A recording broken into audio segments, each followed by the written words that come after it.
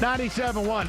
All right, so in the midst of this conversation, we do want to mix in the Calvin thing. He did an extensive interview last night, and most of it was things we had talked about. However, Calvin discussed something that was, I don't want to say surprising, but illuminating about the realities of football.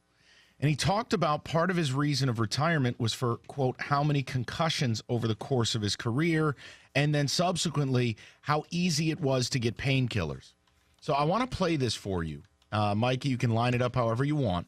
But take a listen to this, because I think there's one big thing that comes out of this. Did you ever deal with concussion? Yeah, I had a couple of them. I had some. And that was, it's so funny during, early in my career, they would really, if you talked about concussion, everybody would try to hush you up real quick because the team would get in trouble, if they didn't diagnose a concussion that you might have got during the game. And it's clear to see when you get a concussion, man. In football, concussions happen. If not on every play, and they happen like every third play. All the helmet contact, guys hitting the ground, heads hitting the ground. It's simply when your brain touches your skull from the movement or the inertia, man, it's simple to get a concussion, So I don't know how many I've had over my career, but I've definitely had my fair share. Yeah, if you had to guess, put a number. I couldn't. Yeah. I couldn't. Okay, that's one. Take a listen to this one about painkillers, because we're gonna get to an end. Oh, there is no audio of the painkiller one. Just the quote of the painkillers one. In the 3-minute preview video, there's no audio of the painkillers specifically. Gotcha. I'm sorry, guys. All right, so it's simple. The painkillers, here, let me give you the quotes. I hate doing the reading on the air. I can't. But you do such a great job. No, it's so boring. I know. Here we go. Come on. Quote, put it like this. The team doctors and trainers work for the team. I love them. They're good people. They want to see you do good. But at the same time, they work for the team. They try to do whatever they can to get you back on the field and make the team look good. So if it's not going to make the team look good, or if you're not going to be on the field, then they're trying to do what they can to make it happen. Regarding the painkillers, if you were hurting, they could get them, painkillers. It was nothing. I mean, if you needed Vicodin, call out, my ankle's hurt. I need it. I can't play without it, or something like that. It was simple. That's how easy it was to get them. So if you were dependent on them, they were readily available. They also talked about the injections of Toradol, a major painkiller in the NFL. But the other thing, and this is the one that probably gets Lion fans, and I don't think it's anything shocking, but it is an admission, quote, if we would have been a contender, it would have been harder to let go, close quote. Couple of things top of my mind. One is, why are we not legalizing marijuana for NFL players? Seriously. We legalize it for people that are in pain at any point in their life. We've legalized it in sum total in a growing number of states. NFL football players put their bodies at risk day after day after day. These guys are doing injections of Toradol. They're doing any number of pills. Why is weed not legal? And there's a groundswell of players who believe it should be legal. And look, if you're using it for medicinal purposes outside of the sport, then why would it be so taboo to legalize it within the sport? Here you've had guys' careers derailed because of a stupid rule. Josh Gordon comes to mind. But overall, Calvin Johnson is telling you the NFL is a pharmacy where you don't even need a script. If it endangers your ability to get on the field, they will pump you so full of drugs, you'll feel like you're flying. Why wouldn't we just make weed legal for players as a pain management substitute? Ask any player if they'd rather pop a pill or smoke a joint. To me, it's one of those things. And as far as Calvin's retirement, there's not a lot in there that's new. We knew Calvin wanted to retire. We knew why. And common sense would tell you that if the team was a contender, it would have been harder. He probably still would have retired. Because Calvin's reasons, as Terry outlined from the beginning, were about the rest of his life. He had made his money. He had made his mark. He was done. Well, and I am going to watch ESPN tonight, but so far from what I've heard, this is not only something not new with Calvin, this is not new with the NFL. Concussions. They would hush you up, and they tried to hide them. That's the NFL, and that's been going on, Mike, that's been going on since the 60s and 70s. Hey, man, my head feels funny. Oh, you okay, dog? You just got a stinger. You'll be all right. Here's some smelling salt. That's what that was. And this is not a Lions thing. This is an NFL thing. Trainers, they work for the team. And what is their job? On game day. Get guys on the field. Right. And I'm not going to talk about the rest of the week. Well, let's keep that separate. But you got something wrong with you on Sunday in the third quarter. You're a star player. You got to get them out there. What can we do? And a lot of times coaches go over the trainers and say, no. He's going out there. I need him. Well, here's the other thing, and this is the fallacy of the NFL caring about players. Okay, first of all, we've seen the concussion protocol's a joke. The guy who heads up the protocol has no legitimate medical training. Don't sell me that he went to Guadalajara to get a degree and he turned down Harvard to do it. Okay, but second of all, how can you possibly have the player's best interests in mind when you are employed by the player's employer? You are an employee of the team. The team, if too many players aren't getting back to the field, they'll find a new trainer. You can't possibly put the player's interests ahead of the team because the team will get rid of you.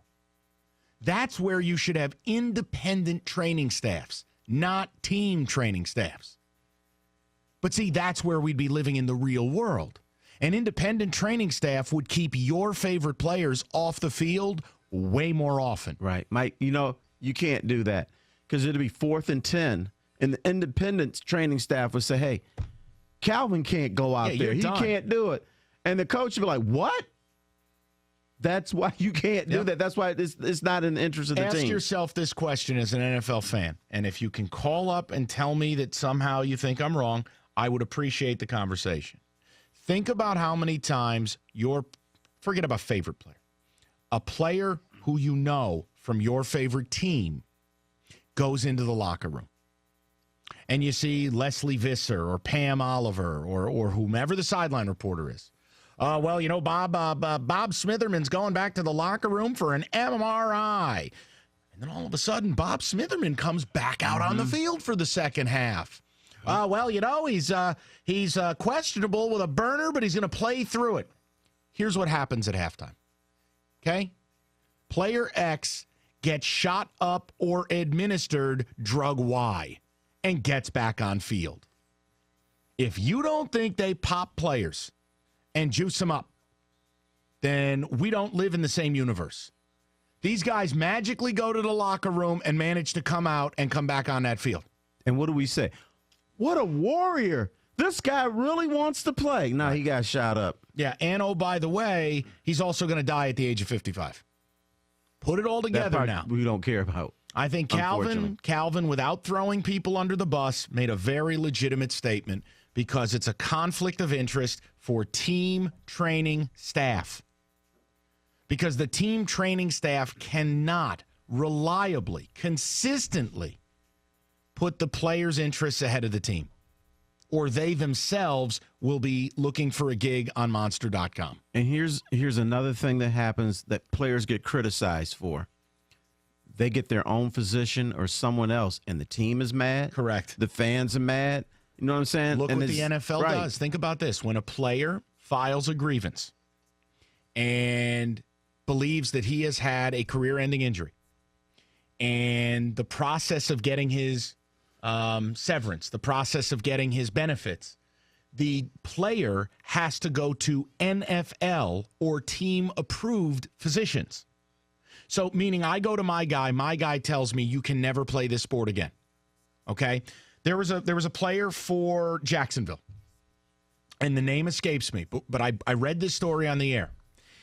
He had such severe injuries that he was starting to receive shots in his head and on his eyelids to relieve the pain. So he wanted to get coverage for this because it was a football-related series of injuries that had caused him in his post-football career to be in the living hell, okay? The NFL fought him and denied his claims and made him jump through hoops to see their doctors. Their doctors, stunningly, determined that no, you couldn't say that this was without shadow of doubt a football injury. It just, the whole thing is fraudulent. Will Rackley, thank you. Good find on your part. Go read the article about it, guys. It's unbelievable. Dangerous stuff, man. So what Calvin says is true. And it's, look, when football season rolls around, whether it's college or pro, look how many times a guy goes to that locker room and comes back. Mike, I've always believed Barry Sanders and Calvin Johnson are the same people. One is a little taller and plays wide receiver. The other one was a running back. Do you notice they both walked away?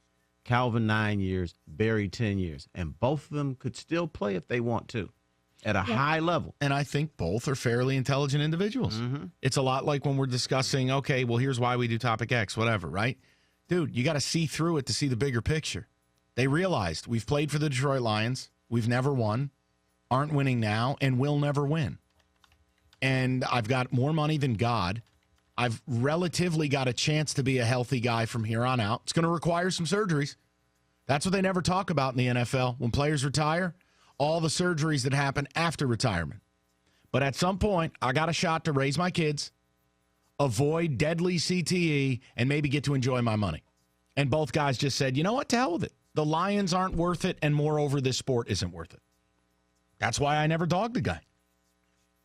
The only issue with Barry was how he left the night before via, Raven from Game of Thrones. I mean, come on. Yeah. 248-539-9797.